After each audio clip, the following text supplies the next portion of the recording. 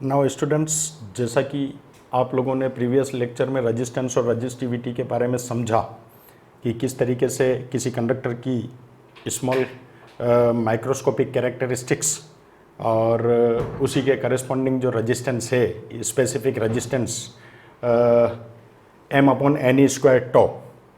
तो बच्चों, ये स्पेसिफिक रेजिस्टिविटी और इसी रेजिस्टेंस के बेस पे हमने हमारे जितने भी सब्सटेंसेस हैं उनका क्लासिफिकेशन किया था।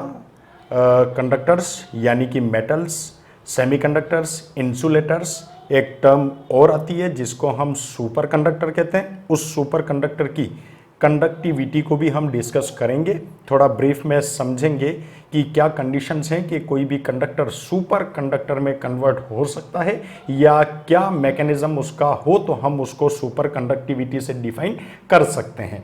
तो यहाँ पे सबसे बेसिक जो चीज़ हमारे को सीखने के लिए आज दिख रही है बच्चों, ये देखिए R is equal to rho L/A, rho specific resistance से हमने ये भी देखा था R is directly proportional to L of the conductor and resistance R is inversely proportional to cross sectional area of a conductor।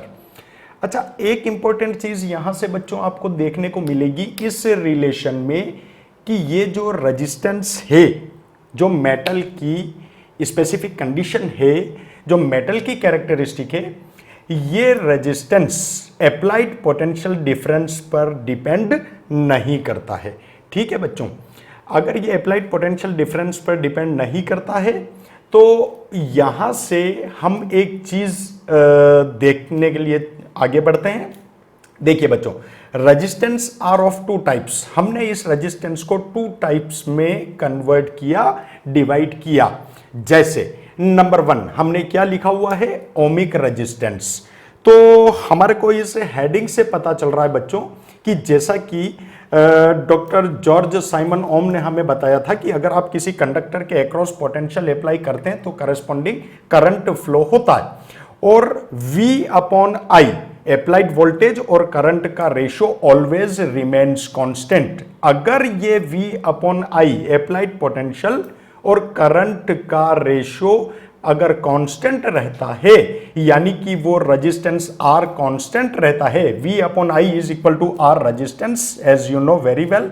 अगर ये constant रहता है तो वो मेटल्स या वो कंडक्टर्स हमें जो रेजिस्टेंस प्रोवाइड करते हैं, जो कि ओम्स लॉ को फॉलो करते हैं, तो उनको हम कहते हैं बच्चों ओमिक रेजिस्टेंस। तो सिंपली हमने यहां पर मेंशन किया हुआ है कि वो रेजिस्टेंसेस जो ओम्स लॉ को फॉलो करते हैं, V/I का रेशियो रिमेन्स कांस्टेंट, हमेशा कांस्टेंट रहता है, तो ऐसे रेजिस्टेंस को हम ओमिक रेजिस्टेंस कहते हैं। अब ओमिक रेजिस्टेंस के लिए बच्चों देखिए, एक ये लीनियर ग्राफ आपके सामने प्लॉट किया हुआ है। V और I का वेरिएशन, जैसा कि आपने बताया V/I ये रेशियो कांस्टेंट रहता है, तो आपको इस ग्राफ से एक स्ट्रेट लाइन मिलेगी और ये स्ट्रेट लाइन ओरिजिन से पास आउट होती हुई दिखेगी और ये जो है मेटल जो हमारे को रेजिस्टेंस प्रोवाइड करता है, जो ओम्स लॉ को फॉलो करता है, इसलिए हमने इसका नाम क्या रखा बच्चों, ओमिक रेजिस्टेंस। तो सिंपली आपको ये हमेशा ध्यान में रखना है कि जो रेजिस्टेंस ओम्स लॉ को फॉलो करते हैं, जिनकी वैल्यू चेंज नहीं होती है, तो वो हमें ओमिक रेजिस्टेंस जो है, ओमिक रेजिस्टेंस से हम उनको डिफाइन करते हैं, जिसमें V/I हमेशा कांस्टेंट रहता है। यहाँ पर कोने में कुछ एग्जांपल्स दिए हुए हैं बच्चों, जैसे सिल्वर है, कॉपर है, मरकरी है, माइका है, सल्फर है, कुछ इलेक्ट्रोलाइट सॉल्यूशंस भी होते हैं जो ओम्स लॉ को फॉलो करते हैं और हमें एक कांस्टेंट रेजिस्टेंस की वैल्यू हमेशा प्रोवाइड करते हैं। तो ये लीनियर ग्राफ जो आपको दिख रहा है बच्चों, और इसी वजह से इन्हीं रेजिस्टेंस को, जिनको आपने ओमिक रेजिस्टेंस कहा, इन्हीं का एक दूसरा नाम भी है, क्योंकि it gives the straight line which passing through the origin, that's why that is also called linear resistance. तो ऐसे रेजिस्टेंसेस जो ओम्स लॉ को फॉलो करते हैं बच्चों, तो इनको हम लीनियर रेजिस्टेंस भी कहते हैं और हमेशा जो है V अपॉन आई का रेशो हमेशा कांस्टेंट रहता है। तो आप लोग समझ गए होंगे बच्चों कि हमने जैसा कि रेजिस्टेंस को 2 पार्ट में डिवाइड किया और ओमिक रेजिस्टेंस का मीनिंग हमने समझ लिया। जो ओम्स लॉ को फॉलो हो रहा है, V अपॉन आई हमेशा कांस्टेंट होता है, और जिसको लीनियर रेजिस्टेंस कहते हैं, जिनको ओमिक रेजिस्टेंस कहते हैं, उनके एग्जांपल्स यहां पर मेंशन्ड हैं। आपको नोट्स में डिटेल में इन चीजों को पढ़ने के लिए मिलेगा। आप लोग चाहें तो डिस्क्रिप्शन में जाके नोट्स की जो है आप हार्ड कॉपी जो है PDF डाउनलोड करके निकाल सकते हैं और आप डिटेल में उस चीज को स्टडी कर सकते हैं। तो ये बेसिक ओमिक रेजिस्टेंस के की पॉइंट्स थे जो कि हमने डिस्कस किए। अब दूसरी तरफ अगर हम चलें तो अगर हम नॉन ओमिक रेजिस्टेंस की बात करें तो नॉन ओमिक रेजिस्टेंस को डिस्कस करने के लिए एक बेसिक पैरामीटर है, एक ऐसा कंपोनेंट है जिसको हम यहां पर एक बार फिर से डिस्कस कर लें। ये देखिए बच्चों, जो आपने ओमिक रेजिस्टेंस समझा, आपने ये कहा कि जो रेजिस्टेंस ओम्स लॉ को फॉलो करते हैं, जिनको हम ओमिक रेजिस्टेंस कहते हैं। लेकिन एक चीज हमेशा याद रखिए बच्चों कि कोई भी कंडक्टर अगर ओमिक रेजिस्टेंस प्रोवाइड करता है, यानी कि V अपॉन आई हमेशा कांस्टेंट रहता है, तो वो सिर्फ लो पोटेंशियल डिफरेंस पर काम कर रहा है। अगर लो पोटेंशियल डिफरेंस आपने अप्लाई किया हुआ है तो वो कंडक्टर आपको एक लीनियर रेजिस्टेंस देगा, आपको V अपॉन आई हमेशा कांस्टेंट मिलेगा। यानी कि हमने यहां पर एक लाइन मेंटेन की हुई है, यहां पर लिखी हुई है, for low potential difference all metallic conductors are ohmic. यानी कि आपको हमेशा यह ध्यान रखना है कि लो पोटेंशियल डिफरेंस पर मेटेलिक कंडक्टर्स हमेशा ओमिक रेजिस्टेंस प्रोवाइड करते हैं। कब? लो पोटेंशियल डिफरेंस पर। अब हम यहां पर चलते हैं, जैसा कि आपको यहां पर हेडिंग लिखी हुई दिख रही है बच्चों, नॉन ओमिक रेजिस्टेंस। अगर हमने अप्लाइड पोटेंशियल को हायर किया, थोड़ा सा इंक्रीज किया या ज्यादा पोटेंशियल डिफरेंस अप्लाई किया, तो हमारा VI प्लॉट जैसा कि यहां पर स्ट्रेट लाइन मिल रहा था, अब ये V अपॉन आई का रेशो कांस्टेंट नहीं रहेगा बच्चों। और ये जो VI प्लॉट आपको जो देगा वो स्ट्रेट लाइन न देकर नॉन लीनियर लाइन प्रोवाइड करेगा। जैसा कि आपको यहां पर एक ग्राफ में V और I का applied potential and corresponding current के बीच में आपको ग्राफ दिख रहा है। देखिए बच्चों, अब हम सिंपली हम एक चीज डिफाइन कर देते हैं, जैसा कि यहां पर किया था कि वो रेजिस्टेंस जो ओम्स लॉ को फॉलो करते हैं ओमिक रेजिस्टेंस कहलाते हैं लो पोटेंशियल डिफरेंस पर। अब यहां पर इसी तरीके से हम ये कह देते हैं कि जो सब्सटेंस या जो मेटल्स ओम्स लॉ को फॉलो नहीं करते हैं, वो हमें जो फॉलो नहीं करते हैं उनको हम क्या कह सकते हैं बच्चों? Non ohmic resistances. जो रेजिस्टेंस जो ओम्स लॉ को फॉलो नहीं करते हैं उनको हम नॉन ओमिक रेजिस्टेंस कह सकते हैं। और ये स्ट्रेट लाइन न देंगे। क्यों न देंगे? क्योंकि V अपॉन आई का रेशो हमेशा कांस्टेंट नहीं मिलेगा। अब इन नॉन ओमिक रेजिस्टेंस को शो करने के लिए, रिप्रेजेंट करने के लिए हमारे पास में कई सारी इलेक्ट्रॉनिक डिवाइसेस भी हैं जो कि हम आगे फर्दर लेक्चर्स में पढ़ेंगे। आपके सिलेबस में लास्ट में सेमीकंडक्टर एक टॉपिक आएगा जिसमें आप कई एग्जांपल्स हैं नॉन ओमिक रेजिस्टेंसेस के जो डिस्कस हम करेंगे। लेकिन यहां पर हम फ्यू केसेस देखना चाहते हैं कि जिसमें ओम्स लॉ फॉलो नहीं होता है। Few cases in which Ohm's law is not followed. Number 1, ये देखिए बच्चों, change in current is not linear with potential. आपने किसी कंडक्टर के अक्रॉस पोटेंशियल अप्लाई किया, थोड़ा हायर पोटेंशियल अप्लाई किया, पोटेंशियल को इंक्रीज किया और करेस्पॉन्डिंग करंट को आपने इस पोटेंशियल डिफरेंस के साथ जब प्लॉट किया, तो जैसा कि यहां पर आपको स्ट्रेट लाइन मिल रही थी, लेकिन यहां पर हायर पोटेंशियल पर आपको स्ट्रेट लाइन नहीं मिलेगी। आप इसका रीजन समझिए बच्चों। इस ग्राफ में सबसे पहले ये डॉटेड लाइन है, ये पोर्शन हमारा AB पॉइंट से डिनोट किया हुआ है। ये देखिए बच्चों, ये जो AB है, बेसिकली ये पोर्शन जो ओरिजिन से ये लाइन पास आउट हो रही है और फर्दर डॉटेड लाइन से डिनोट की हुई है, ये बेसिकली थ्योरेटिकल कर्व है। कौन सी लाइन है? ये थ्योरेटिकल लाइन है। जबकि जो ओरिजिनल हमारा कर्व है, वो ओरिजिनल हमारा कर्व किससे रिप्रेजेंट हो रहा है बच्चों? AC से। AB थ्योरेटिकल लाइन है, ये थ्योरेटिकल रेजिस्टेंस है। और प्रैक्टिकली जो हमने देखा है नॉन ओमिक सब्सटेंस के लिए, नॉन ओमिक कंडक्टर्स के लिए, तो वो रेजिस्टेंस हमारे को कहां से मिल रहा है बच्चों? एसी से मिल रहा है। एक्चुअल प्लॉट हमारा एसी है। तो यहां पर देखिए बच्चों कि वो रेजिस्टेंसेस जो ओम्स लॉ को फॉलो नहीं करते हैं, they will not give us the straight line, ये कर्वेचर आपको यहां पर मिलेगा, यानी कि V और I का रिलेशन आपको स्ट्रेट लाइन नहीं देगा। तो ऐसा क्यों होता है बच्चों? आप इस चीज को समझिए। जब आपने पोटेंशियल डिफरेंस को बढ़ाया, जब आपने पोटेंशियल डिफरेंस को इंक्रीज किया, अगर आपने पोटेंशियल डिफरेंस को इंक्रीज किया तो इलेक्ट्रॉन्स का एक्टिवेशन बढ़ा, इलेक्ट्रॉन्स की एक्टिविटी बढ़ी। अगर इलेक्ट्रॉन्स को एनर्जी मिली, ज्यादा एनर्जी इलेक्ट्रॉन्स ने गेन की, वो एक्साइट हुए, तो इसका सिंपल सा मीनिंग है कि किसी भी मेटेलिक कंडक्टर में अगर इलेक्ट्रॉन्स का एक्सीलरेशन बढ़ेगा, एक्साइटमेंट बढ़ेगा, वो एक्साइट होंगे तो नंबर ऑफ कॉलिजन्स इंक्रीज होंगे।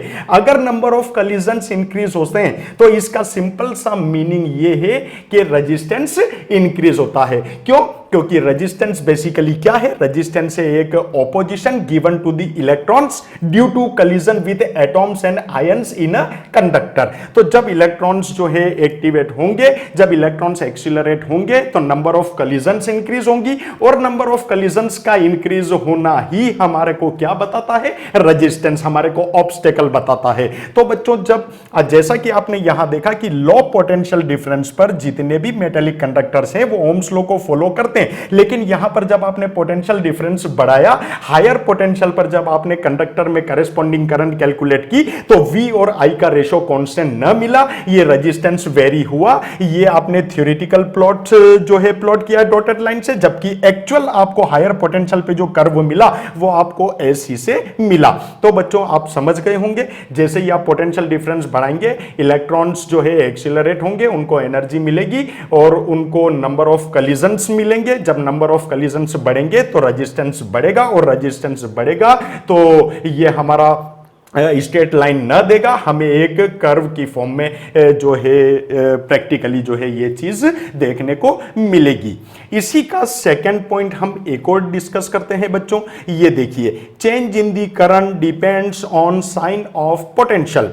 बेसिकली ये जो पोर्शन है बच्चों, ये आपको आपका जो CBSE का सिलेबस है, जब आप लास्ट यूनिट में सेमीकंडक्टर टेक्नोलॉजी के बारे में जब आप पढ़ेंगे तो आपको ये इलेक्ट्रिक करंट और पोटेंशियल के साइन, ये जो इंटरचेंज जो हमारे को मैकेनिज्म देखने को मिलता है, ये सेमीकंडक्टर टेक्नोलॉजी को हम डिटेल में पढ़ेंगे। फिलहाल हम ये समझते हैं कि पोटेंशियल के साइन से करंट में क्या वेरिएशन आ सकता है। ये देखिए बच्चों, ये भी नॉन ओमिक रेजिस्टेंस का एक एग्जांपल है। इस ग्राफ में यहां देखिए बच्चों, ये पोटेंशियल है और ये करस्पॉन्डिंग करंट को हमने रिप्रेजेंट वाई एक्सिस से किया है। जब हम वोल्टेज को इंक्रीज करते हैं, वोल्टेज को हायर करते हैं, पोटेंशियल डिफरेंस को बढ़ाते हैं, तो करस्पॉन्डिंग करंट आपको इस तरीके से देखने को मिलती है। अब इसी हायर पोटेंशियल को जब आप कांस्टेंट रख के जब आप उसका साइन चेंज करेंगे, जब आप इलेक्ट्रिक फील्ड की डायरेक्शन चेंज करेंगे, तो ये करस्पॉन्डिंग करंट जो आपको इस फॉरवर्ड डायरेक्शन में मिल रही थी बच्चों, जब आप बैटरी के टर्मिनल्स ऑपोजिट करेंगे, इलेक्ट्रिक फील्ड को चेंज करेंगे, पोटेंशियल डिफरेंस के साइन को इंटरचेंज करेंगे, नेगेटिव उल्टा पोटेंशियल लगाएंगे, तो आपको सेम करंट आपको इस रिवर्स पोटेंशियल पर देखने को नहीं मिलेगी। कहने का मतलब ये पोर्शन हमारा फॉरवर्ड पोटेंशियल, फॉरवर्ड करंट के लिए था, और इसी पोटेंशियल को जब आपने साइन चेंज करके उल्टी डायरेक्शन में अप्लाई किया, तो ये सेम करंट आपको इस रिवर्स पोर्शन में आपको देखने को नहीं मिलेगी। तो बेसिकली जब हम सेमीकंडक्टर टेक्नोलॉजी पढ़ेंगे बच्चों, तो उस सेमीकंडक्टर टेक्नोलॉजी में हम ये देखेंगे कि ये चीज, ये पोर्शन जब आपने पोटेंशियल को फॉरवर्ड डायरेक्शन में अप्लाई किया, जब आप फॉरवर्ड डायरेक्शन में अप्लाई करते हैं तो करस्पॉन्डिंग करंट आपकी इस तरीके से इंक्रीज होती है। नॉन लीनियर करंट है, नॉन लीनियर ग्राफ है। जब आप पोटेंशियल के साइन को चेंज करेंगे तो रिवर्स डायरेक्शन में आपको सेम करंट सेम पोटेंशियल पर नहीं मिलेगी। तो बेसिकली ये हमारा फॉरवर्ड और रिवर्स बायसिंग का प्रोसेस है। बेसिकली बायसिंग क्या है? बेसिकली बायसिंग किसी भी मेटेलिक कंडक्टर में जो चार्ज कैरियर्स हैं उनको एनर्जी किस तरीके से प्रोवाइड की जाती है। जब आप पोटेंशियल डिफरेंस बढ़ाते हैं तो इलेक्ट्रॉन्स को एनर्जी मिलती है, उन चार्ज कैरियर्स को एनर्जी प्रोवाइड करना बेसिकली ये कहलाता है बाइसिंग। तो ये जो फॉरवर्ड डायरेक्शन में आप कर रहे थे ये फॉरवर्ड वोल्टेज है, ये फॉरवर्ड करंट है। जब आप साइन चेंज करेंगे तो ये रिवर्स वोल्टेज होगा और ये रिवर्स करंट होगी। लेकिन इस फॉरवर्ड और इस रिवर्स में सेम वोल्टेज पर सेम करंट आपको देखने को नहीं मिलेगी। तो that is also an example of non ohmic resistance. जैसा कि यहां पर हमने ओमिक रेजिस्टेंस के कुछ एग्जांपल डिस्कस किए, यहां पे भी कुछ एग्जांपल्स दिए हुए हैं। ये देखिए बच्चों, वैक्यूम ट्यूब्स में आपको इस तरीके का variation voltage and corresponding current में देखने को मिलेगा। सेमीकंडक्टर डायोड में आपको ये देखने को मिलेगा, जो कि आप फर्दर क्लासेस में और प्रैक्टिकल लैब्स में आप ये चीज प्रैक्टिकली आप करके देखेंगे कि किस तरीके से डायोड में forward voltage and corresponding forward current आती है, किस तरीके से reverse voltage and corresponding reverse current आपको मिलती है। ये चीज आप प्रैक्टिकल लैब में अच्छी तरीके से देखेंगे। उसी तरीके से हमारे पास में ट्रांजिस्टर भी एक डिवाइस है, उस ट्रांजिस्टर में भी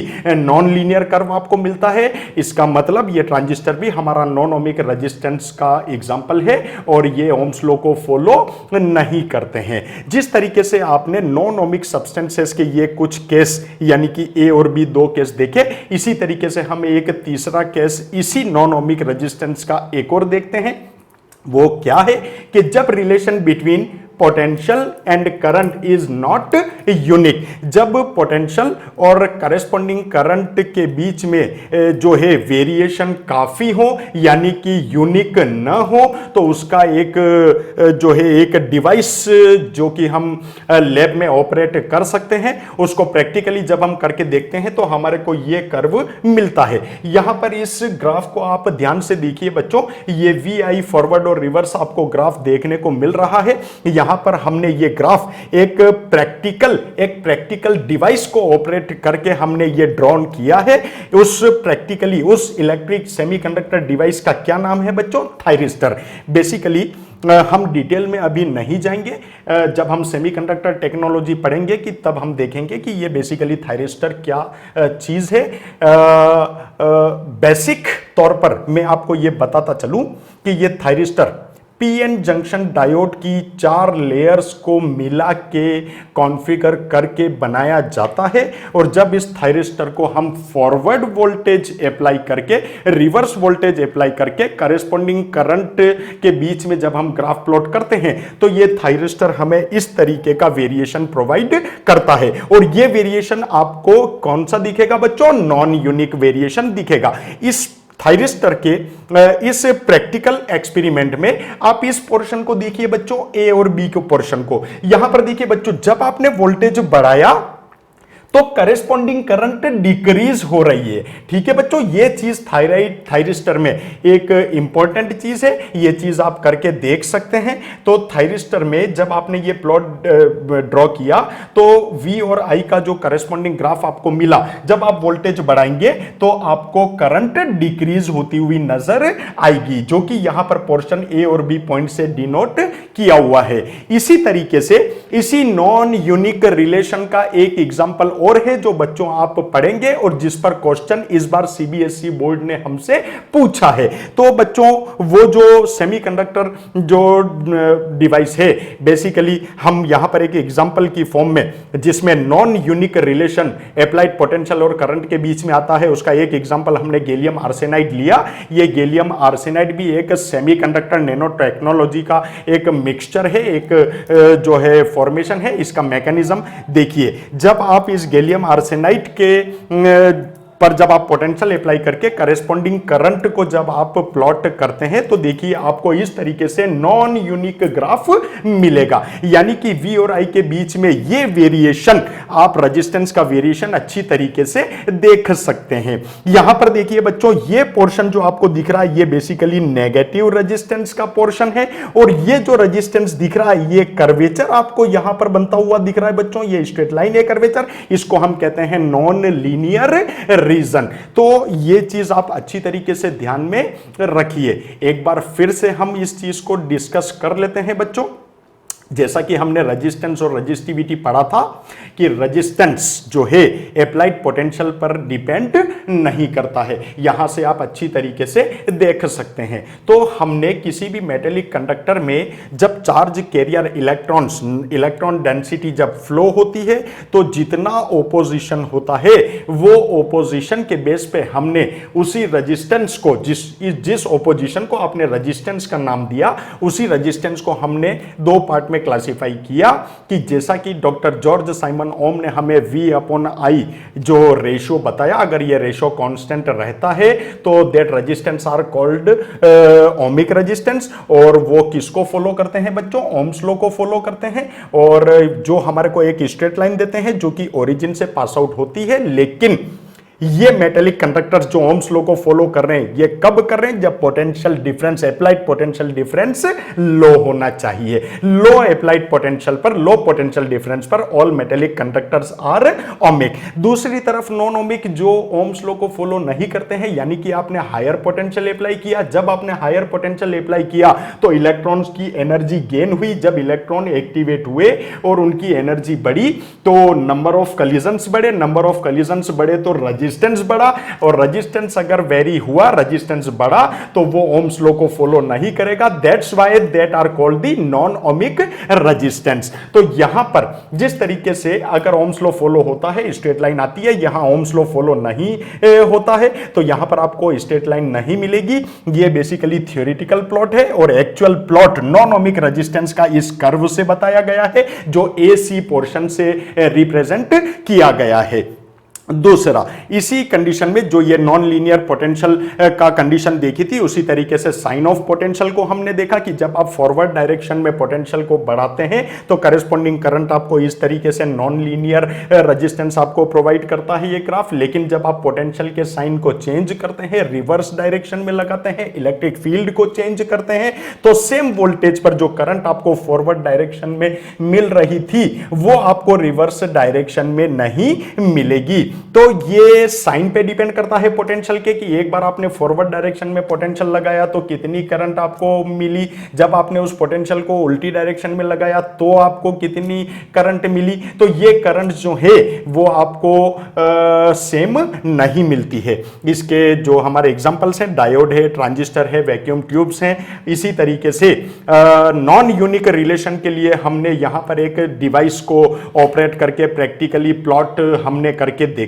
जिसको हमने थायरिस्टर कहा। थायरिस्टर में आपको इस तरीके का नॉन यूनिक रिलेशन V और I के बीच में मिल रहा है। जब आप इस वोल्टेज को इंक्रीज करेंगे तो एक पोर्शन यहां पर डिनोट किया हुआ है A B से। बच्चों, जब आप इस रेंज में वोल्टेज को बढ़ाते हैं तो करंट आपकी डिक्रीज होती है, और इसी तरीके से जब रिवर्स डायरेक्शन में वोल्टेज के साइन को ऑपोजिट करके जब आप इसको फिर से करस्पॉन्डिंग करंट मेजर करते हैं तो आपको सेम पोर्शन आपको यहां पर नहीं मिलेगा, और इस तरीके का नॉन यूनिक रिलेशन या नॉन यूनिक कर्व आपको मिलेगा। इसी का एक एग्जांपल हमने गैलियम आर्सेनाइड देखा। गैलियम आर्सेनाइड में वोल्टेज और करस्पॉन्डिंग करंट का इस तरीके से वेरिएशन आपको दिखाया हुआ है बच्चों, जो कि यहां पर आपको नेगेटिव रेजिस्टेंस शो करता है और ये नॉन लीनियर रीजन आपको जो है बिहेवियर शो करता है। अब हम थोड़ा सा बच्चों और आगे चलते हैं और हम ये देखते हैं कि किस तरीके से जो है रेजिस्टेंस जो है वेरी करता है। एक इंपॉर्टेंट कंसेप्ट हमारे से कभी कभार पूछ लिया जाता है जिसको हम कहते हैं बच्चों डायनेमिक रेजिस्टेंस। तो डायनेमिक्स एक बहुत ही इंपॉर्टेंट कंसेप्ट है। हमारा जो समझने वाला टॉपिक है डायनेमिक रेजिस्टेंस, उसको हम एक ग्राफिकल रिप्रेजेंटेशन से समझते हैं कि किसको हम डायनेमिक रेजिस्टेंस कहेंगे, या डायनेमिक रेजिस्टेंस हमारे को क्या समझाता है या सिखाता है। तो बच्चों चलिए डायनेमिक रेजिस्टेंस की बात करते हैं। नॉन ओमिक रेजिस्टेंसेस पर जब आपने VI प्लॉट, ये सामने आपको एक VI प्लॉट दिख रहा है बच्चों, कर्वीलिनियर प्लॉट है ये। नॉन ओमिक कंडक्टर्स के लिए ये हमने एक रेजिस्टेंस का प्लॉट किया हुआ है V और करस्पॉन्डिंग करंट के बीच में। तो देखिए बच्चों, जब ये नॉन लीनियर कर्व आपको नजर आ रहा है, इसी नॉन लीनियर कर्व पर अगर ये करस्पॉन्डिंग पोटेंशियल डिफरेंस आपका डेल V है जो कि x एक्सिस पर है, और उसी के करस्पॉन्डिंग जो चेंज इन करंट है वो डेल I है, तो इसी नॉन लीनियर कर्वेचर पर del V upon del I change in the potential, the ratio of change in the potential to the corresponding change in the current, इसी को हम क्या कहते हैं बच्चों, डायनेमिक रेजिस्टेंस। तो शर्त क्या हुई कि ये कर्वी लीनियर प्लॉट होना चाहिए। इस कर्वी लीनियर प्लॉट पर अगर आप करेस्पॉन्डिंग चेंज इन पोटेंशियल और करेस्पॉन्डिंग चेंज इन करंट, इन दोनों का अगर आप रेशियो लेते हैं तो जो रेजिस्टेंस आपको मिलेगा बच्चों, उसको आप बेसिकली डायनेमिक रेजिस्टेंस कहते हैं। हमें समझना यह है बच्चों कि ये डायनेमिक रेजिस्टेंस क्या है। आप इस कर्वी लीनियर प्लॉट को जब आप ध्यान से देखेंगे बच्चों, तो इस कर्वी लीनियर प्लॉट पर अप्लाइड पोटेंशियल और चेंज इन पोटेंशियल डिफरेंस और उसी के करेस्पॉन्डिंग करंट का जब आप रेशियो लेंगे तो इस कर्वी लीनियर प्लॉट के ईच एंड एवरी पॉइंट पर आपको रेजिस्टेंस की वैल्यू चेंज होती हुई नजर आएगी, आपको अलग अलग वैल्यूज आएगी। यानी कि इस कर्वी लीनियर प्लॉट पर del V upon del I का कंटिन्यूअसली चेंज होना, del V upon del I is equal to resistance का कंटिन्यूअसली चेंज होना, रेजिस्टेंस का चलना, बेसिकली इसी को हम डायनेमिक से बताते हैं इलेक्ट्रॉनिक्स में, और इसी को हम कहते हैं डायनेमिक रेजिस्टेंस। तो एक कंडीशन और ये है बच्चों कि अगर आपको इस कर्वी लीनियर प्लॉट के किसी पार्टिकुलर पॉइंट पर रेजिस्टेंस कैलकुलेट करना है, फॉर एग्जांपल यहां पर आपने एक पी पॉइंट डिनोट किया हुआ है, अगर आपको इस पी पॉइंट पर अगर आपको डायनेमिक रेजिस्टेंस बच्चों कैलकुलेट करना है तो शर्त क्या है, हम अगर इस पी पॉइंट पर डायनेमिक रेजिस्टेंस या रेजिस्टेंस कैलकुलेट करना चाहते हैं तो हम यहां पर एक टेंजेंट ड्रॉ करेंगे, वो टेंजेंट इस पॉइंट से गुजरेगा। जब हम इस टेंजेंट को ड्रॉ करेंगे तो वोल्टेज और उसी के करेस्पॉन्डिंग करंट को लेके जो आपके पास में वैल्यू आएगी वो वैल्यू आपको dynamic resistance of that particular point provide करेगी। यानी कि इस पार्टिकुलर पॉइंट पर जो रेजिस्टेंस की वैल्यू आपको मिलेगी वो इसी टेंजेंट के corresponding del V upon del I से आपको मिलेगी। तो बेसिकली यहां पर डायनेमिक रेजिस्टेंस का मतलब यह है कि इस कर्वी लीनियर पोर्शन पर रेजिस्टेंस कंटिन्यूअसली चेंज होता है, डेल वी के करेस्पॉन्डिंग करंट में कंटिन्यूअसली चेंज आता है और उसी के corresponding del V upon D I की अलग अलग वैल्यूज आती है। यानी कि रेजिस्टेंस वेरी होता है, रेजिस्टेंस चलता है, जिसको हम डायनेमिक रेजिस्टेंस कहते हैं। अगर आपको किसी पार्टिकुलर रेफरेंस पॉइंट पर, किसी पार्टिकुलर पॉइंट पर अगर आपको रेजिस्टेंस कैलकुलेट करना है तो you should draw a tangent passing from that point और उसी में कुछ पोटेंशियल डिफरेंस के करेस्पॉन्डिंग कुछ करंट को आप कैलकुलेट करके del V upon del I आप मेजर कर लीजिए, आपको वो particular point that gives the resistance. तो ये चीज डायनेमिक रेजिस्टेंस कहलाती है। अब बच्चों जो हमने रेजिस्टेंस और रेजिस्टिविटी का कंसेप्ट समझा, सबसे पहले अब हम बात करने जा रहे हैं कि जो मेटेलिक कंडक्टर्स हैं उनकी रेजिस्टिविटी और उनके रेजिस्टेंस, इस पर टेम्परेचर का क्या इफेक्ट पड़ता है। टेम्परेचर एक बहुत ही इंपॉर्टेंट पैरामीटर है जो कि रेजिस्टेंस एंड रेजिस्टिविटी को इफेक्ट करता है। तो सबसे पहले जैसा कि आपको बच्चों हेडिंग दिख रही है, effect of temperature on resistivity, सबसे पहले हम टेम्परेचर का इफेक्ट किस पर देखने जा रहे हैं, रेजिस्टिविटी पर देखने जा रहे हैं। इसके बाद हम रेजिस्टेंस पर भी इफेक्ट देखेंगे। सबसे पहले हम रेजिस्टिविटी को डिस्कस करते हैं। बच्चों देखिए, आपको एक चीज अच्छी तरीके से पता है, ये रेजिस्टिविटी आपने कैलकुलेट की हुई थी बच्चों m upon N E square tau. ये चीज आपने अच्छी तरीके से डेरिवेटिव पार्ट में भी देखी हुई है और आपने इसका सिग्निफिकेंस भी अच्छी तरीके से समझा हुआ है। यहां पर देखिए बच्चों, अगर फॉर एग्जांपल मैं टेम्परेचर वेरी करता हूं, अगर टेम्परेचर को इंक्रीज करता हूं तो इस फॉर्मूले में राइट हैंड साइड में m mass of the charge carrier, mass of the electron, इस मास पर उस टेम्परेचर का स्मॉल वेरिएशन इन टेम्परेचर का कोई इफेक्ट नहीं पड़ेगा, यानी कि मास चेंज नहीं होगा। अच्छा, E मैग्नीट्यूड ऑफ चार्ज ये भी चेंज नहीं होगा, यानी कि राइट हैंड साइड में M एंड E ये दो पैरामीटर ऐसे हैं बच्चों जो with respect to temperature change नहीं होंगे। एक इंपॉर्टेंट पैरामीटर यहां पर आता है बच्चों, रिलैक्सेशन टाइम। आपको अच्छी तरीके से पता है कि ये रिलैक्सेशन टाइम क्या होता है। जो इलेक्ट्रॉन्स की जो सक्सेसिव कलिजन्स होती हैं, उन सक्सेसिव कलिजन्स के बीच का जो पाथ जो इलेक्ट्रॉन जितने टाइम में ट्रेवल करता है, उस फ्री पाथ को ट्रेवल करने में लगने वाले टाइम को हम रिलैक्सेशन टाइम कहते हैं, और जितने भी इलेक्ट्रॉन्स हैं उन सभी के सारे फ्री पाथ्स को ट्रेवल करने में टोटल लिए गए टाइम, जितने रिलैक्सेशन टाइम्स हैं उन सब का अगर आप एवरेज ले लेंगे तो हम इस कैपिटल टो को एवरेज रिलैक्सेशन टाइम से डिनोट करते हैं। अब बच्चों देखिए, एक चीज मैंने वहां पे भी बताई थी कि what is the effect of temperature on drift velocity and what is the effect of temperature on drift current. जो आंसर वहां था, अगर आप टेम्परेचर बढ़ाएंगे तो इलेक्ट्रॉन्स को ज्यादा एनर्जी मिलेगी, इलेक्ट्रॉन एक्टिवेट होंगे। अगर इलेक्ट्रॉन एक्टिवेट होंगे तो इलेक्ट्रॉन जो है उस फ्री पाथ को ट्रेवल करने में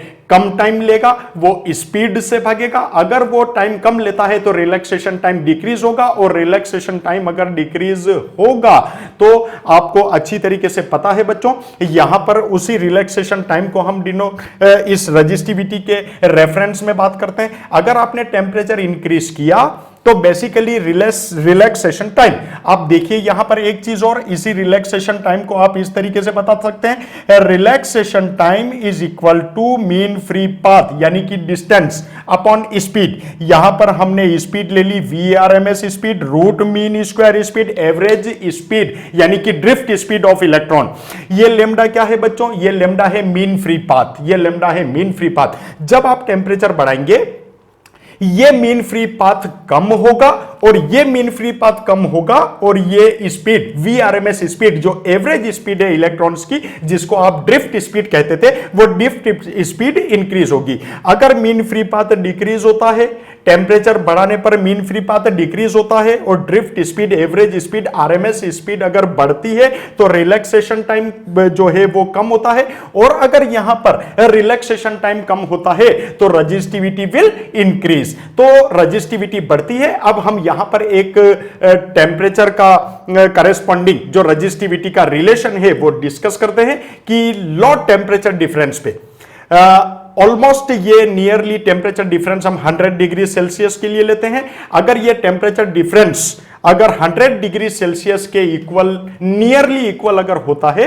तो रेजिस्टिविटी और टेम्परेचर के बीच में जो वेरिएशन दिया जाता है वो इस इक्वेशन से दिया जाता है, rho T is equal to rho not 1 plus alpha T minus T not. अब यहां पर बच्चों देखिए, रॉ टी ये T डिग्री सेल्सियस पर रजिस्टिविटी है उसी मेटेलिक कंडक्टर की, और रॉ नॉट ये T0 डिग्री सेल्सियस पर उसी कंडक्टर की रजिस्टिविटी है। अच्छा, ये जो अल्फा कोफिशिएंट हमने यहां पर यूज किया है इसी को कहते हैं बच्चों टेम्परेचर कोफिशिएंट ऑफ रजिस्टिविटी। ये टेम्परेचर कोफिशिएंट ऑफ रजिस्टिविटी जब आप इस इक्वेशन को सॉल्व करेंगे तो you can get very easily raw T minus raw not upon raw not T minus T not. ये आपको जो है अल्फा की जो ये वैल्यू मिली बच्चों, ये हमारे को न्यूमेरिकल में भी बहुत काम आती है। आप इसको अच्छी तरीके से टी माइनस टी नॉट यानी कि temperature difference T degree Celsius और T0 डिग्री सेल्सियस, इस टेम्परेचर डिफरेंस को आप डेल्टा T से रिप्रेजेंट करते हैं। टेम्परेचर के करस्पॉन्डिंग जो रजिस्टिविटी आई है T डिग्री सेल्सियस पर raw T, T0 degree Celsius पर रॉ नॉट, तो raw T minus raw not ये रजिस्टिविटी का चेंज डेल्टा रॉ से आप डिनोट कर सकते हैं। तो यहां पर ये जो इक्वेशन मिली, ये इक्वेशन बच्चों हमारे लिए न्यूमेरिकल में भी बहुत काम की है, इसको अच्छी तरीके से याद रखिए। अच्छा, ये अल्फा की जो यूनिट आई है वो पर डिग्री सेल्सियस आपको मिलती है। एक चीज हमारे से 1 मार्क के शॉर्ट आंसर क्वेश्चन में, वेरी शॉर्ट आंसर क्वेश्चन में पूछी जा सकती है, डायमेंशनल फॉर्मूला। आप देखिए मास, लेंथ, टाइम इनका कोई लेना देना नहीं है, तो हमारे यहां पर जो हमने करस्पॉन्डिंग टेम्परेचर के अकॉर्डिंग जो हमने डायमेंशनल फॉर्मूला कैलकुलेट किया, am naught L not T not theta minus 1, इस चीज को भी आप डायमेंशनल फॉर्मूले को भी याद रखिए। अब ये जो टेम्परेचर के करस्पॉन्डिंग जो रजिस्टिविटी का वेरिएशन आपने यहां पर बताया, ये जो इक्वेशन बताई, अब हम इस इक्वेशन को अलग अलग सब्सटेंसेस पर हम अप्लाई करते हैं। हम कंडक्टर्स पे इफेक्ट देखते हैं, मेटल्स पे इफेक्ट देखते हैं, उसके बाद में हम सेमीकंडक्टर पर टेम्परेचर का इफेक्ट देखेंगे, उसके बाद में कुछ इलेक्ट्रोलाइट सॉल्यूशंस पर इनका इफेक्ट देखेंगे और देखेंगे कि किस तरीके से वेरिएशन आता है। तो इस चीज को बच्चों आप अच्छी तरीके से समझ गए होंगे। एक बार फिर मैं बता देता हूं, effect of temperature on resistivity. Resistivity is given by m upon N square. तो अगर आप टेम्परेचर को इंक्रीज करते हैं, बढ़ाते हैं, तो m एंड e ये दो पैरामीटर जो है चेंज नहीं होने वाले हैं, इन पर टेम्परेचर चेंज का कोई इफेक्ट नहीं पड़ेगा। ये हमारे पास में एवरेज रिलैक्सेशन टाइम है। Average relaxation time is calculated by average mean free path divided by VRMS speed, average speed of the charge particle. जब आप टेम्परेचर बढ़ाएंगे तो मीन फ्री पाथ डिक्रीज होगा, वीआरएमएस स्पीड बढ़ेगी। अगर वीआरएमएस स्पीड बढ़ेगी तो रिलैक्सेशन टाइम डिक्रीज होगा, और रिलैक्सेशन टाइम अगर इस इक्वेशन में डिक्रीज हुआ इसी के करेस्पॉन्डिंग, तो रजिस्टिविटी इंक्रीज होगी। टेम्परेचर के वेरिएशन के साथ रजिस्टिविटी में चेंज जो है हम इस इक्वेशन से दिया जाता है। यहां पर alpha temperature coefficient of resistivity है, जिसकी यूनिट पर डिग्री सेल्सियस है और जिसका डायमेंशनल फॉर्मूला यहां ब्रैकेटेड किया हुआ है। तो बच्चों ये चीज आप याद रखिए। अब इसी टेम्परेचर का इफेक्ट रजिस्टिविटी पर हम अलग अलग सब्सटेंसेस के लिए डिस्कस करते हैं। सबसे पहले यहां पर हमने एक चीज लिखी हुई है बच्चों, रजिस्टिविटी ऑफ मेटल्स। अब हम resistivity of metals, for example हम कॉपर की बात करते हैं। यहां पर हमने कॉपर लिया, ये हमारे पास में रजिस्टिविटी का फॉर्मूला है m upon N E square. तो ये देखिए बच्चों, जिस तरीके से आपने टेम्परेचर को इंक्रीज किया, बढ़ाया, तो आपको इस तरीके से नॉन लीनियर कर्व आपको यहां पर मिलता है, यानी कि टेम्परेचर के अकॉर्डिंग किस तरीके से रजिस्टिविटी इंक्रीज होती जाती है। आपको यहां पर क्या चीज ध्यान में रखनी है कि मेटेलिक कंडक्टर्स के लिए ये जो coefficient, temperature coefficient of resistivity है, वो ऑलवेज कितना होता है बच्चों? पॉजिटिव होता है। इसकी वैल्यू हमेशा कितनी आती है? पॉजिटिव आती है। यहां पर ये ग्राफ जो हमने प्लॉट किया बच्चों, ये कॉपर के लिए किया है, ये कॉपर मेटल के लिए हमने किया है। अच्छा, दूसरी तरफ अगर हम प्योर मेटल्स की बात करें तो प्योर मेटल्स के लिए अल्फा जो है 1/273 पर डिग्री सेल्सियस के लगभग आता है। ऑलमोस्ट इसकी वैल्यू 1/273 पर डिग्री सेल्सियस आती है, यानी कि प्योर मेटल्स का रेजिस्टेंस टेम्परेचर के डायरेक्टली प्रोपोर्शनल होता है। आप इस तरीके से भी यहां पर इसको बता सकते हैं। तो बच्चों ये जो पोर्शन हम आज डिस्कस कर रहे हैं 2018 सीबीएसई बोर्ड में, इसी पैरामीटर के ऊपर ये जो resistivity m upon N square होता है, इसी के ऊपर हमारे को कंडक्टर की रजिस्टिविटी पर टेम्परेचर का इफेक्ट पूछा गया था, हमारे को सेमीकंडक्टर के ऊपर टेम्परेचर का इफेक्ट रजिस्टिविटी का पूछा गया था, हमारे को इंसुलेटर पर उसका इफेक्ट पूछा गया था। तो ये पोर्शन 2018 सीबीएसई बोर्ड में आया हुआ क्वेश्चन है, शॉर्ट आंसर क्वेश्चन में। तो आप लोगों को ये चीज वापस पता चल गई। आप लोगों को हमेशा क्या ध्यान में रखना है, ये मेटल्स के लिए हमने कॉपर का ग्राफ देखा विद रेस्पेक्ट टू टेम्परेचर, जिस तरीके से इंक्रीज हो रहा, रजिस्टिविटी में वेरिएशन आपको नॉन लीनियर कर्व यहां पर जाता हुआ दिख रहा है। और मेटल्स के लिए जो टेम्परेचर कोफिशिएंट ऑफ रजिस्टिविटी होता है वो ऑलवेज पॉजिटिव होता है। फॉर प्योर मेटल्स अल्फा कितना होता है? 1/273 पर डिग्री सेल्सियस, यानी कि जो प्योर मेटल्स हैं उनका रेजिस्टेंस टेम्परेचर के डायरेक्टली प्रोपोर्शनल होता है। आप इस तरीके से भी कह सकते हैं। अब ये तो बात हो गई बच्चों हमारे लिए कॉपर की, और ये बात हो गई हमारे लिए प्योर मेटल्स की। अच्छा, यहां पर जो टेम्परेचर का डिफरेंस आपने लिया 100 डिग्री सेल्सियस लिया, आपको एक बात बताते चलें, वैसे हम आगे जाके कंडक्टर्स की जो हायर कंडक्टिविटी है, यानी कि जिसको हम सुपर कंडक्टिविटी कहते हैं, उस पोर्शन को डिनोट करेंगे। लेकिन एक चीज मैं आपको यहां पर बताता चलूं कि कुछ सब्सटेंसेस या कुछ मेटल्स ऐसे हैं कि लोअर टेम्परेचर पर, लो टेम्परेचर पर, बहुत ही लो कह सकते हैं, बहुत लो टेम्परेचर पर उनकी रजिस्टिविटी जीरो हो जाती है।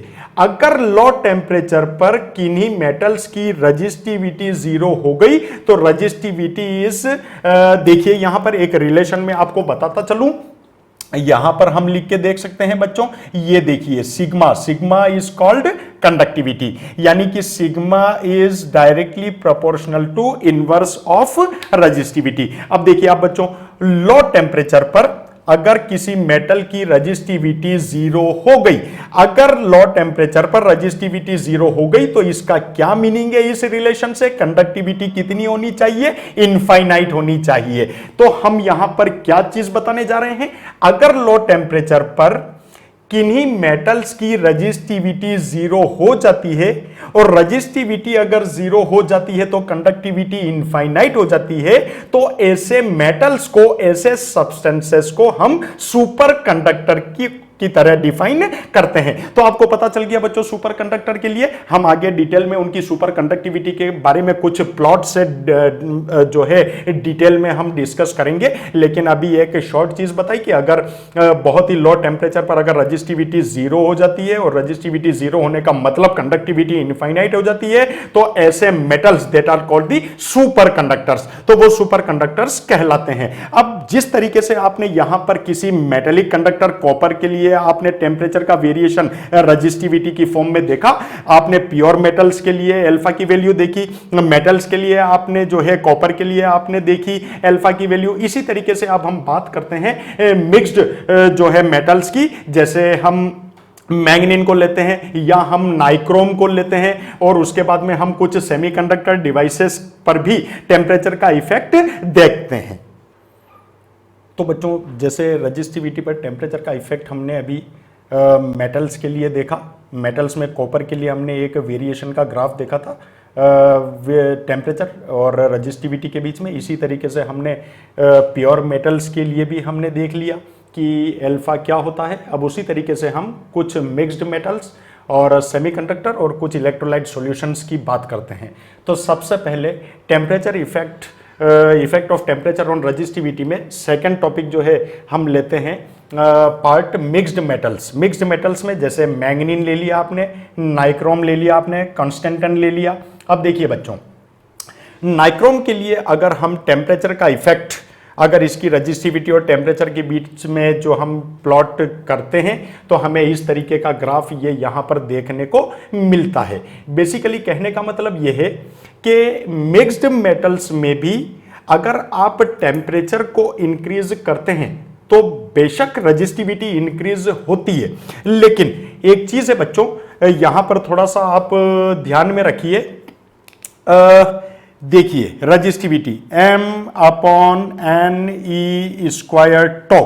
अब देखिए बच्चों ये रिलेशन हमारा सेमीकंडक्टर में ज्यादा काम का आएगा, क्योंकि इसी से बेसिक क्वेश्चन 2018 में हमारे से इस effect of temperature on resistivity पर पूछा गया था। यहां पर नाइक्रोम के लिए आपने ये प्लॉट देखा। कहना हम ये चाहते हैं कि मिक्स्ड मेटल्स में भी जब हम टेम्परेचर को इंक्रीज करते हैं तो रजिस्टिविटी बढ़ती जरूर है, लेकिन जैसे हमने यहां पर कॉपर के लिए, जो हमने मेटेलिक कंडक्टर कॉपर के लिए वेरिएशन देखा था कि अगर आप टेम्परेचर इंक्रीज करेंगे तो रजिस्टिविटी बढ़ती है, लेकिन जितना टेम्परेचर बढ़ाने पर कॉपर यानी कि मेटल की रजिस्टिविटी इंक्रीज हुई थी, उतना टेम्परेचर मिक्स्ड मेटल का जब आप इंक्रीज करेंगे तो यहां पर रजिस्टिविटी में उतना करेस्पॉन्डिंग चेंज नहीं आएगा। तो मिक्स्ड मेटल में रजिस्टिविटी इंक्रीज तो होती है, लेकिन ज्यादा टेम्परेचर वेरिएशन पर जो है या थोड़ा अगर 100 डिग्री सेल्सियस के करेस्पॉन्डिंग या इतना लगभग टेम्परेचर डिफरेंस अगर आप मान के चलें तो करेस्पॉन्डिंग चेंज इन रजिस्टिविटी बहुत ही नेग्लिजिबल आती है। तो इनका टेम्परेचर कोफिशिएंट ऑफ रजिस्टिविटी जो है वो नेग्लिजिबल होता है। यहां पर हम लिख देते हैं अल्फा। अल्फा मिक्स्ड मेटल्स के लिए किस तरीके का होता है बच्चों? नेग्लिजिबल। ठीक है, तो ये नेग्लिजिबल हमारा temperature coefficient of resistivity mixed metals का होता है। अब इस टेम्परेचर कोफिशिएंट के नेग्लिजिबल होने से, यानी कि टेम्परेचर को वेरी करने से रजिस्टिविटी पर ज्यादा इफेक्ट न पड़ने से हमें क्या फायदा हुआ, हम बताते बच्चों। जब आप प्रैक्टिकल लैब्स में मीटर ब्रिज को ऑपरेट करेंगे, जब आप पोटेंशियोमीटर को ऑपरेट करेंगे, तो उसमें जो ब्रिज वायर्स जो होते हैं वो ब्रिज वायर्स इन्हीं मिक्स्ड मेटल्स के बनाए जाते हैं। मैग्नीन का वायर ले लिया जाता है या नाइक्रोम का वायर ले लिया जाता है। क्यों? क्योंकि इनका टेम्परेचर कोफिशिएंट ऑफ रजिस्टिविटी कैसा होता है बच्चों? नेग्लिजिबल होता है। जितना टेम्परेचर वेरी करने पर जो चेंज रजिस्टिविटी में मेटल्स के लिए आता है, उतना चेंज इन मिक्स्ड मेटल्स में जो है गेन नहीं किया जाता है। तो स्मॉल वेरिएशन आता है, यानी कि हम उसको नेग्लिजिबल वेरिएशन इन रजिस्टिविटी मान के चल सकते हैं। इसी वजह से इनका टेम्परेचर कोफिशिएंट ऑफ रजिस्टिविटी भी नेग्लिजिबल होता है। इसीलिए हम प्रैक्टिकल लैब्स में जो मीटर ब्रिज और पोटेंशियोमीटर हम यूज करते हैं, तो उसमें जो कनेक्टिंग वायर्स हैं, जो ब्रिज वायर्स हैं, वो वायर्स हम इन्हीं मिक्स्ड मेटल्स के लेते हैं। चलिए बच्चों, अब हम अगला जो पार्ट है वो सेमीकंडक्टर का लेते हैं कि अगर आप टेम्परेचर को इंक्रीज करते हैं, टेम्परेचर को वेरी करते हैं, तो सेमीकंडक्टर्स पर जो है सेमीकंडक्टर्स की रजिस्टिविटी पर क्या इफेक्ट पड़ता है। ये देखिए बच्चों, हम जैसे कार्बन, सिलिकॉन, जर्मेनियम, ये हमारे पास में सेमीकंडक्टर्स जो हैं कुछ एग्जांपल्स हैं। अगर इन सेमीकंडक्टर्स के लिए आप टेम्परेचर और इनकी रजिस्टिविटी के बीच में जब आप प्लॉट करेंगे तो आपको इस तरीके से ये प्लॉट देखने को मिलेगा। यानी कि कहने का मतलब आप इस प्लॉट से साफ समझ सकते हैं कि जब आप सेमीकंडक्टर्स की टेम्परेचर को जब आप इंक्रीज करेंगे तो उनकी रजिस्टिविटी डाउन होती है, उनकी रजिस्टिविटी डिक्रीज होती है। ऐसा क्यों होता है ये चीज हम यहां से देखते हैं, समझते हैं। देखिए बच्चों, ये रजिस्टिविटी का फॉर्मूला है m/ne²। तो देखिए बच्चों, जब आप टेम्परेचर इंक्रीज करेंगे, टेम्परेचर इंक्रीज करने से रिलैक्सेशन टाइम डिक्रीज होगा।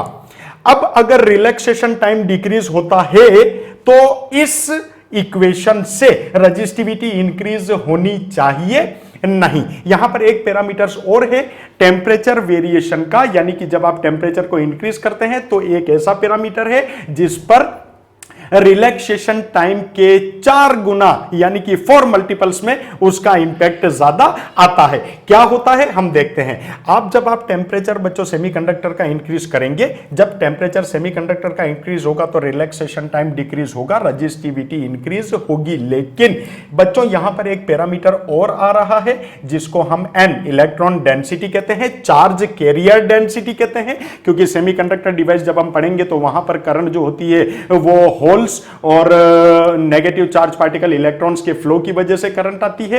तो वहां पर ये जो चार्ज कैरियर डेंसिटी है, ये चार्ज कैरियर डेंसिटी जो है वो इंक्रीज हो जाती है। कितनी इंक्रीज हो जाती है? रिलैक्सेशन टाइम जितना डिक्रीज हुआ उसके 4 मल्टीपल में, ऑलमोस्ट 4 to 5 मल्टीपल में हमारी इलेक्ट्रॉन डेंसिटी इंक्रीज हो जाएगी। यानी कि अगर इन दोनों को कंपेयर किया जाए तो जितना चेंज रजिस्टिविटी में ना आया उससे 4 गुना जो चेंज आया वो हमारे पास में चार्ज डेंसिटी में आ गया। यानी कि नंबर और density, charge carrier density 4 multiple के करेस्पॉन्डिंग जो है वो इंक्रीज हो जाएगी। दैट्स व्हाई रजिस्टिविटी फाइनली जो हमारे को फाइनली इस एक्सप्रेशन से मिलेगा वो क्या मिलेगा कि रजिस्टिविटी क्या हो जाएगी बच्चों? डिक्रीज हो जाएगी। तो जब रजिस्टिविटी डिक्रीज हो जाती है तो इसका टेम्परेचर कोफिशिएंट ऑफ रजिस्टिविटी भी क्या होगा बच्चों? नेगेटिव होगा। तो ये भी आपको याद में रखना है कि जैसे कि प्योर मेटल्स के लिए अल्फा पॉजिटिव था, इसी तरीके से यहां पर नेग्लिजिबल था, और इसी तरीके से सेमीकंडक्टर्स में जो अल्फा है वो कैसा होगा बच्चों? नेगेटिव होगा। क्यों? क्योंकि आप अगर टेम्परेचर बढ़ाएंगे, जब टेम्परेचर बढ़ाएंगे तो रिलैक्सेशन टाइम बेशक डिक्रीज होगा, लेकिन रिलैक्सेशन टाइम से कहीं गुना ज्यादा टेम्परेचर बढ़ाने पर चार्ज डेंसिटी N बहुत ज्यादा इंक्रीज हो जाएगा। तो फाइनली N के बहुत ज्यादा इंक्रीज होने से रजिस्टिविटी डिक्रीज हो जाएगी, और अगर रजिस्टिविटी डिक्रीज हो जाएगी तो temperature coefficient of resistivity negative आ जाएगा। तो ये चीज आपको ध्यान में रखनी है। इसी तरीके से हम कुछ इलेक्ट्रोलाइट्स की बात करते हैं, इलेक्ट्रोलाइट सॉल्यूशन की बात करते हैं। देखिए बच्चों, कोई भी इलेक्ट्रोलाइट सॉल्यूशन, कोई भी सेल आपने बनाया, उस इलेक्ट्रोलाइट सॉल्यूशन में जब आप टेम्परेचर उस इलेक्ट्रोलाइट सॉल्यूशन का जब आप इंक्रीज करेंगे तो एक पैरामीटर ऐसा है जो 11th क्लास में आप पढ़ चुके हैं, उस सॉल्यूशन का विस्कोसिटी जो है वो डिक्रीज हो जाएगी।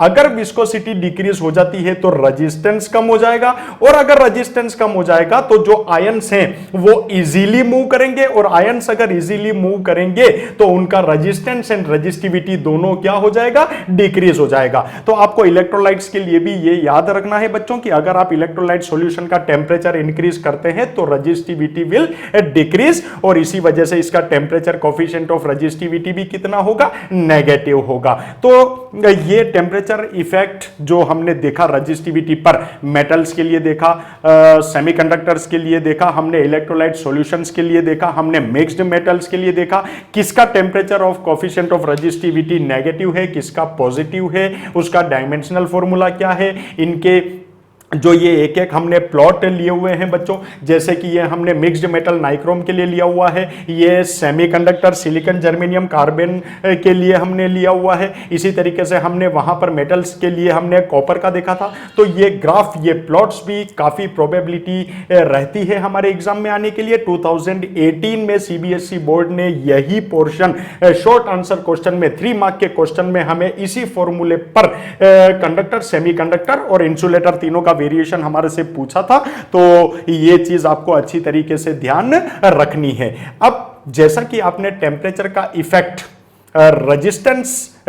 रजिस्टिविटी पर देखा, अब हम effect of temperature on resistance को थोड़ा सा डिस्कस करते हैं। उसके बाद में फिर हमारा जो फोर्थ पैरामीटर था, जो कि मैंने आपको बताया था कि एक प्लॉट में टेम्परेचर के वेरिएशन से हम किसी भी कंडक्टर की सुपर कंडक्टिविटी को डिफाइन कर सकते हैं, उसकी लोअर रजिस्टिविटी को डिफाइन कर सकते हैं, वो हम आगे देखते हैं।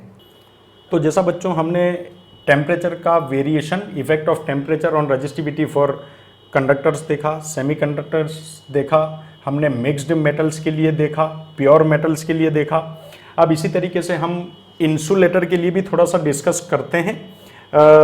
देखिए बच्चों, अगर आप टेम्परेचर को डाउन करते हैं, कम करते हैं, इंसुलेटर्स की बात कर रहे हैं हम, अगर इंसुलेटर्स में अगर टेम्परेचर को अगर आप डाउन करते हैं तो इनकी जो रजिस्टिविटी है वो एक्सपोनेंशियली इंक्रीज होती है। इस चीज को आप थोड़ा सा ध्यान में रखिए। अगर आप टेम्परेचर को घटाते हैं, रिड्यूस करते हैं, कम करते हैं, तो इंसुलेटर्स में जो इनकी रजिस्टिविटी है वो एक्सपोनेंशियली क्या होगी बच्चों, इंक्रीज होगी। अब देखिए, एब्सोल्यूट टेम्परेचर और रजिस्टिविटी, इन दोनों के बीच में जो एक इक्वेशन यहां पर लिखी हुई है, फॉर इंसुलेटर्स की बात कर रहे हैं, resistivity for insulators is given by this equation, rho is equal to rho not exponential Eg upon KT।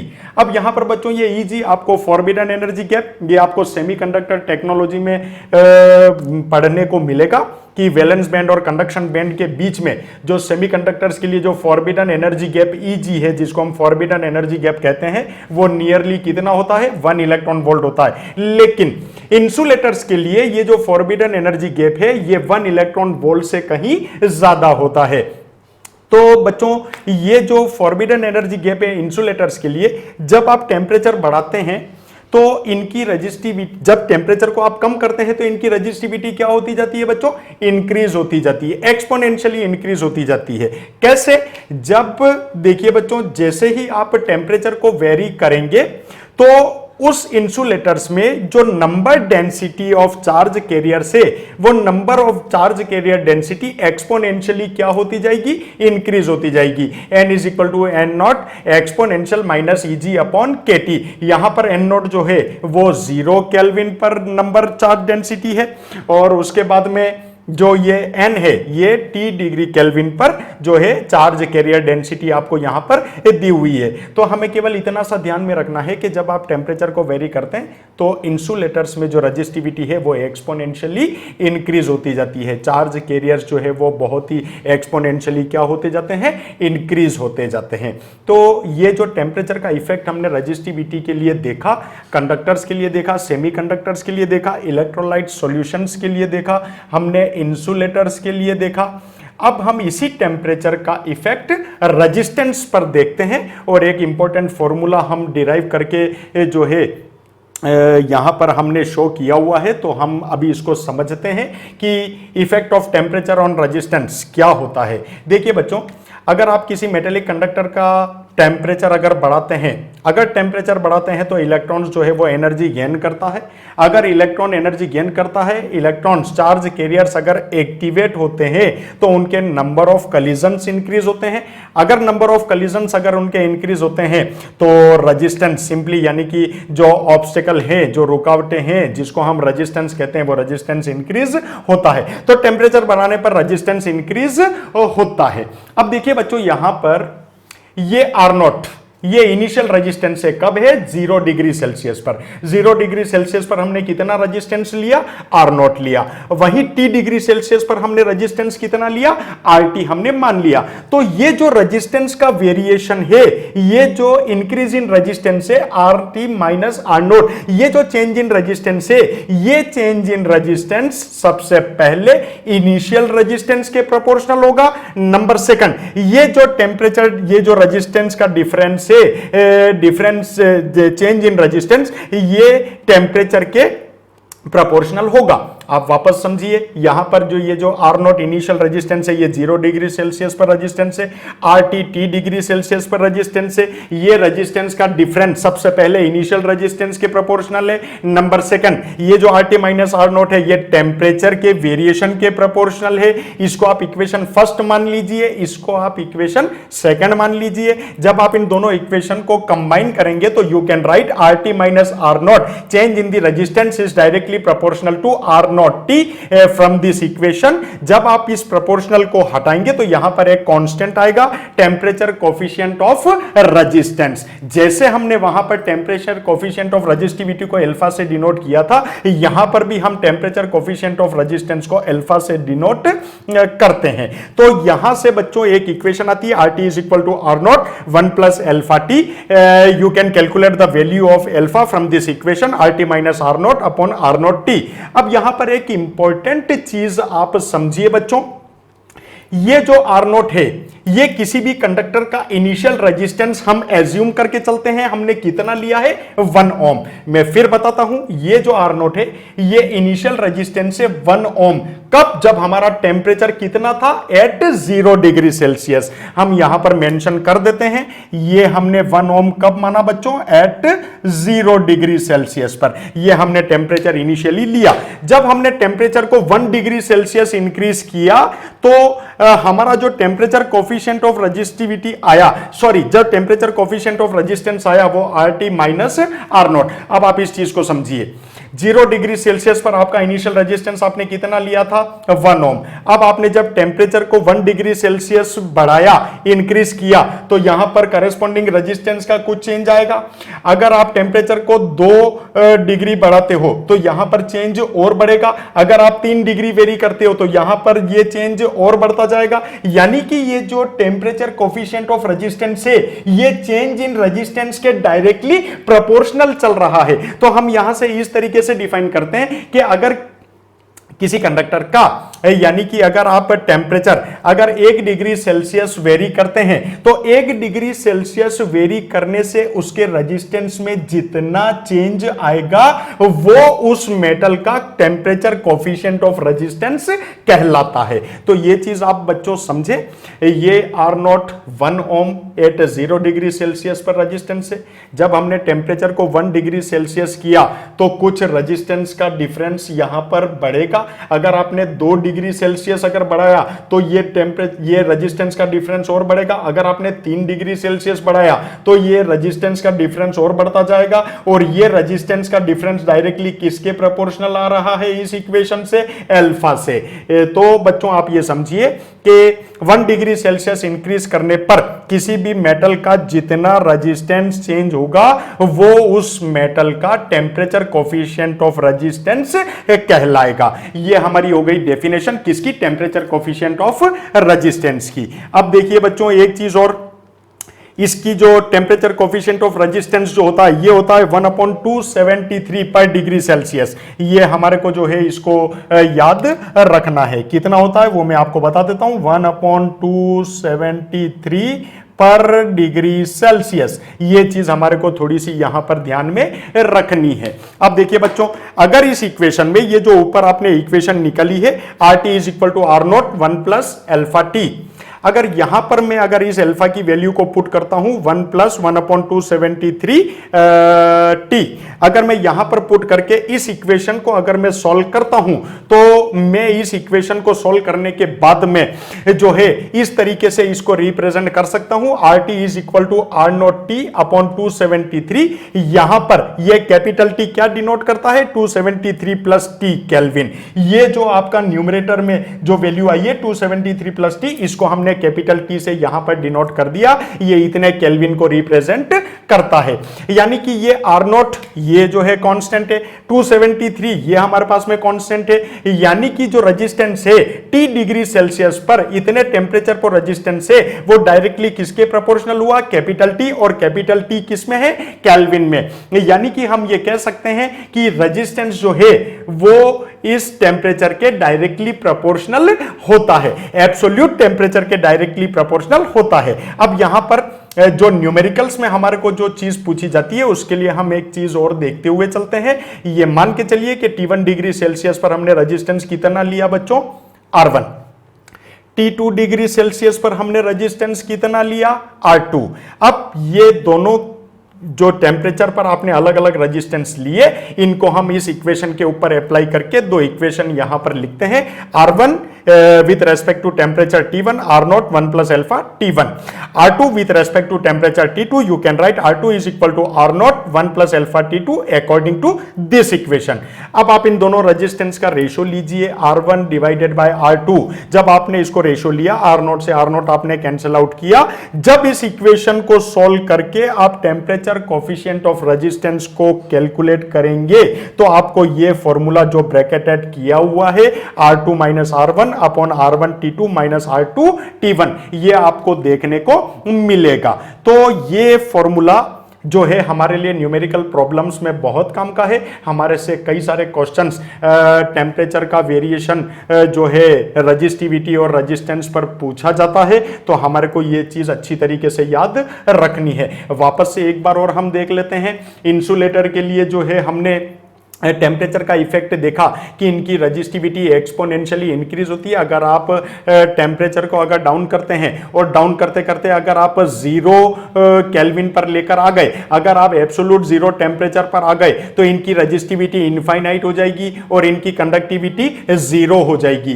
Forbidden energy gap जो इनकी रजिस्टिविटी है, रजिस्टिविटी और टेम्परेचर का जो रजिस्टिविटी और एब्सोल्यूट टेम्परेचर का जो रिलेशन है वो इस इक्वेशन से दिया जाता है। ρ is equal to ρ naught exponential Eg upon kT। यहां पर Eg फॉरबिडन एनर्जी गैप है, ये K जो है बच्चों बोल्ट्जमान कांस्टेंट है, ये एक कांस्टेंट है जो 11th क्लास में आपने अच्छी तरीके से काइनेटिक थ्योरी ऑफ गैसेस में पढ़ा हुआ है। सेमीकंडक्टर के लिए forbidden energy gap 1 electron volt है। इंसुलेटर्स के लिए forbidden energy gap greater than equal to 1 electron volt है। और जब आप टेम्परेचर को वेरी करते हैं तो चार्ज डेंसिटी इंसुलेटर्स में एक्सपोनेंशियली इस रिलेशन के अकॉर्डिंग इंक्रीज होती है। यहां पर n0 0 केल्विन पर चार्ज डेंसिटी है, nt केल्विन पर चार्ज डेंसिटी है।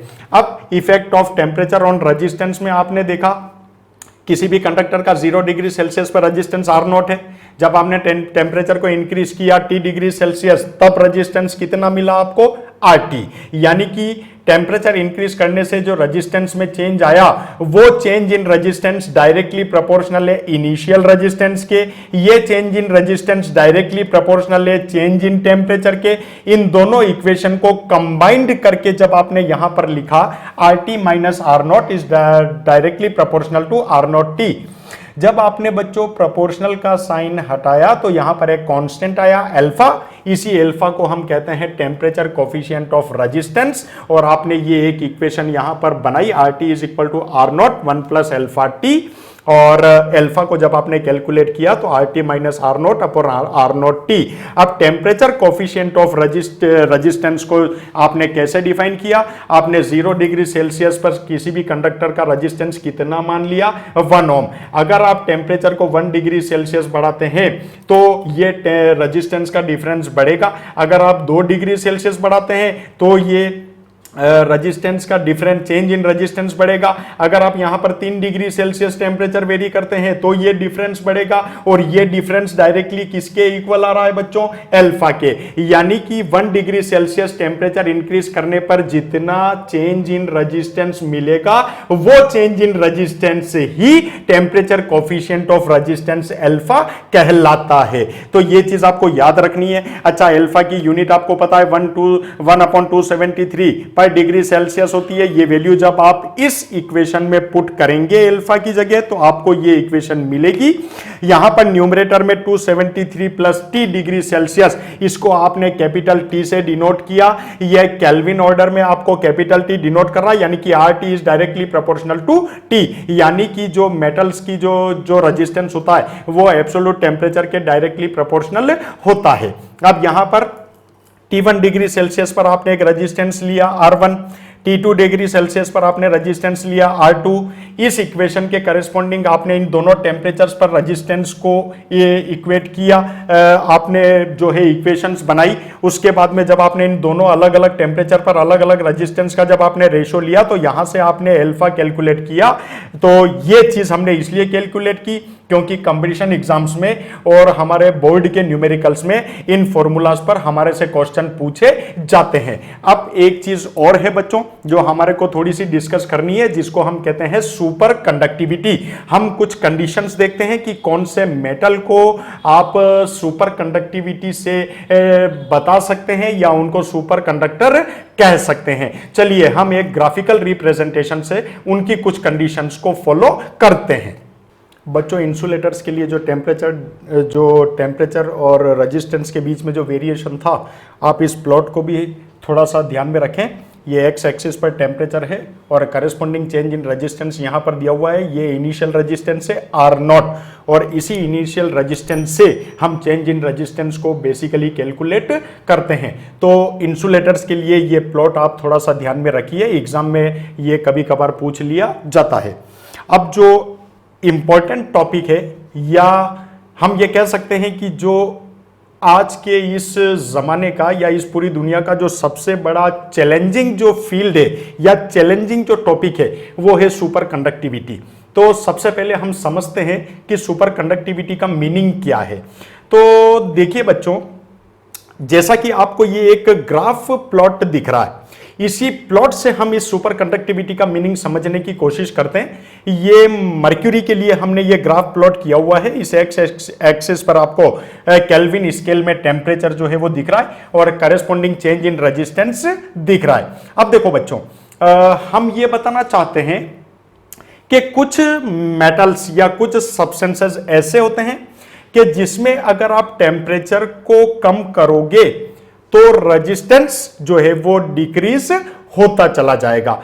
आप इस मर्क्यूरी का जो ये प्लॉट है, इस प्लॉट में आप इस रीजन पर थोड़ा सा ध्यान दीजिए कि बच्चों अगर यहां से हम जो है टेम्परेचर को अगर धीरे धीरे अगर कम करते हैं तो रेजिस्टेंस जो है वो करेस्पॉन्डिंग एकदम से कम होता है, बहुत स्पीड से कम होता है और एक टेम्परेचर ऐसा आता है कि जिस टेम्परेचर पर इस मर्क्यूरी का रेजिस्टेंस जो है वो क्या हो गया बच्चों, 0 हो गया।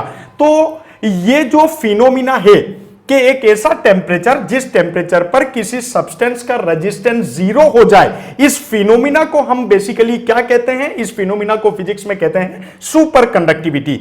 और ये जो ऐसे सब्सटेंसेस हैं या जो ऐसा बिहेवियर जो मेटल्स रिप्रेजेंट करते हैं उनको सुपर कंडक्टर्स कहते हैं। यहां पर मर्क्यूरी के लिए जो वो टेम्परेचर जिस पर मर्क्यूरी का रेजिस्टेंस जो है वो 0 डिनोट हुआ, वो आपको इस ग्राफ में कितना मिल रहा है बच्चों, 4.2 केल्विन ऑर्डर में आपको मिल रहा है। 4.2 केल्विन पर मर्क्यूरी का रेजिस्टेंस जो है वो 0 हो गया। तो वो टेम्परेचर जिस पर किसी सब्सटेंस का रेजिस्टेंस 0 हो जाए, बेसिकली उसको क्रिटिकल टेम्परेचर कहते हैं। तो critical temperature is denoted by TC। तो बच्चों मरकरी के लिए ये क्रिटिकल टेम्परेचर आपको कितना मिला, 4.2 केल्विन। इसी तरीके से अगर आप जैसे एक मेटल लेंगे टिन, उस टिन का जो क्रिटिकल टेम्परेचर है जिस पर रेजिस्टेंस 0 हो जाता है वो टेम्परेचर है शायद 3.72 केल्विन ऑर्डर का। तो आप ये याद रखिए। तो आप सुपर कंडक्टिविटी का मीनिंग समझ गए। अगर आप टेम्परेचर को कम करेंगे तो रेजिस्टेंस बहुत स्पीड से डाउन होगा और एक टेम्परेचर पार्टिकुलर एक टेम्परेचर ऐसा आएगा जहां पर उस सब्सटेंस का रेजिस्टेंस 0 हो जाएगा। उस टेम्परेचर को जिस पर रेजिस्टेंस 0 हो गया उसको हम क्रिटिकल टेम्परेचर कहेंगे। यह फिनोमिना सुपर कंडक्टिविटी कहलाता है। और बेसिकली ये जो सुपर कंडक्टिविटी का जो इन्वेस्टिगेशन है, ये नीदरलैंड के एक साइंटिस्ट थे कैमरलिंग ओन्स। इन्होंने ये कंसेप्ट जो है वो बताया। इन्होंने स्टडी की सुपर कंडक्टर्स पे, सुपर कंडक्टिंग मटेरियल्स पर और सुपर कंडक्टिविटी और क्रिटिकल टेम्परेचर को इन्होंने डिफाइन किया। नीदरलैंड के प्रोफेसर हैं ये और 1911 में इन्होंने इस पर काम किया था।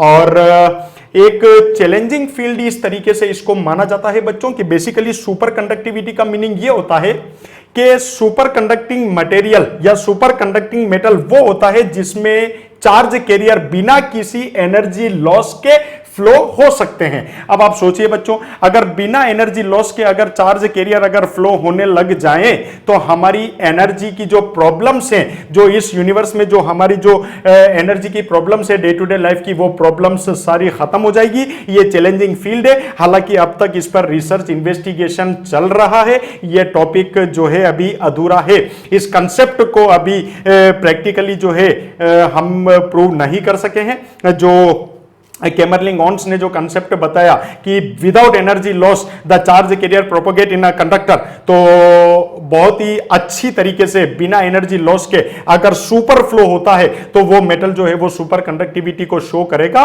तो इस तरीके के मेटल्स में एक बार अगर आपने वोल्टेज सोर्स लगाया, अगर आपने चार्ज कैरियर्स को एक बार डायरेक्शन दे दी, आपने फ्लो होने के लिए उनको डायरेक्शन प्रोवाइड कर दी, उसके बाद में अगर आप उस एनर्जी सोर्स को, बैटरी को अगर वहां से रिमूव भी कर लेते हैं तो उस कंडक्टर में उसी तरीके का कॉन्स्टेंटली चार्ज कैरियर्स का फ्लो मिलेगा जो विदाउट एनर्जी लॉस होगा।